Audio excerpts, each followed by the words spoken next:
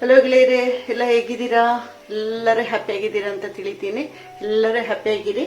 ಇವತ್ತು ನಾನು ಮಾಡ್ತಾ ಇರೋದು ಒಂದು ಗಶಿ, ಕಡಲೆಕಾಳಿನ ಗಶಿ.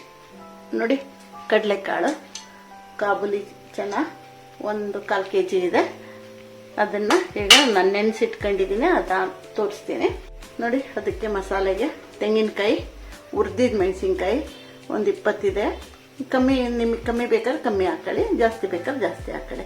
ಹುಣಸೆ ಹಣ್ಣು ತೊಳೆದು ಇಟ್ಟಿದ್ದೀನಿ. ಇದು ಒಂದು ದೊಡ್ಡ ಹೋಳು ತೆಂಗಿನಕಾಯಿ. ಅದ್ರ ಜೊತೆಗೆ ಇದನ್ನು ಹುರ್ಕೊಂಡು, ಉದ್ದಿನಬೇಳೆ ಇದನ್ನು ಹುರ್ಕೊಂಡು ಇದನ್ನು ರುಬ್ತೀನಿ ತೆಂಗಿನಕಾಯಿ ಜೊತೆಗೆ. ಆಗ ಅದೊಂದು ಗಟ್ಟಿ ಇದಾಗುತ್ತೆ. ಕಡಲೆಕಾಳಿಗೆ ಮಿಕ್ಸಿಗೆ ನಾನು ನುಗ್ಗೆಕಾಯಿ, ಟೊಮೆಟೊ ಮತ್ತು ಉಪ್ಪು ಹಾಕಿದ್ದೀನಿ. ಈ ಟೊಮೆಟೊ ಆಪ್ಷನಲ್, ನಿಮಗೆ ಬೇಕಾದರೆ ಮಾತ್ರ ಹಾಕಿ, ಬೇಡ ಆದರೆ ಬೇಡ. ಇದೇನು ಕಂಪಲ್ಸರಿ ಅಲ್ಲ, ನನಗದು ಇಷ್ಟ ಅಂತ ಬಿಟ್ಟು ನಾನು ಹಾಕ್ತಾ ಇರೋದಷ್ಟೇ. ಕೊಬ್ಬರಿ ಎಣ್ಣೆಯಲ್ಲಿ ಇಟ್ಟಿದ್ದೀನಿ ನೋಡಿ, ಕೊಬ್ಬರಿ ಎಣ್ಣೆ, ಸಾಸಿವೆ, ಒಣಮೆಣಸಿನ್ಕಾಯಿ, ಕರಿಬೇವು, ಇಷ್ಟನ್ನು ಹಾಕ್ಬಿಟ್ಟು ಇವತ್ತೊಂದು ಒಳ್ಳೆ ಅನ್ನಕ್ಕೆ ಕಲಸ ಅಂತ ಗಶಿ ಮಾಡಿ ತೋರಿಸ್ತೀನಿ.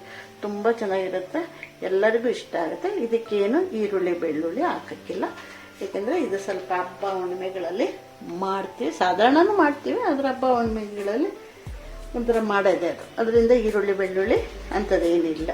ನೋಡಿ, ಕಡಲೆಕಾಳು ಬೇಯಿಸ್ಕೊಂಡಿದ್ದೀನಿ, ಟೊಮೆಟೊ ಹೆಚ್ಚಿಟ್ಕೊಂಡಿದ್ದೀನಿ, ಉದ್ದಿನಬೇಳೆ ಹುರಿತಾ ಇದ್ದೀನಿ.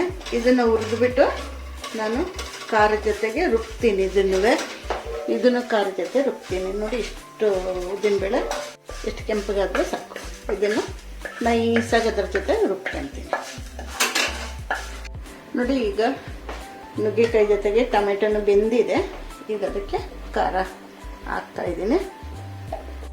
ಇದಕ್ಕೊಂದು ಕಪ್ ನೀರು ಹಾಕ್ತೀನಿ.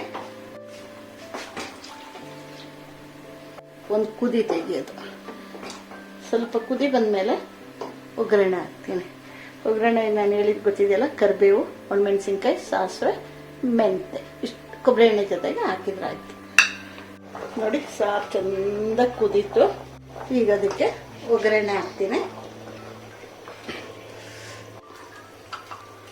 ನೋಡಿ, ಒಗ್ಗರಣೆ ಎಲ್ಲ ಹಾಕಿ ರೆಡಿ ಮಾಡಿದ್ದೀನಿ. ಎಲ್ಲರೂ ಮಾಡಿ, ಎಲ್ಲರಿಗೂ ಇಷ್ಟ ಆಗುತ್ತೆ.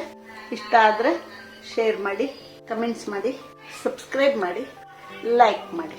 Thank you very much.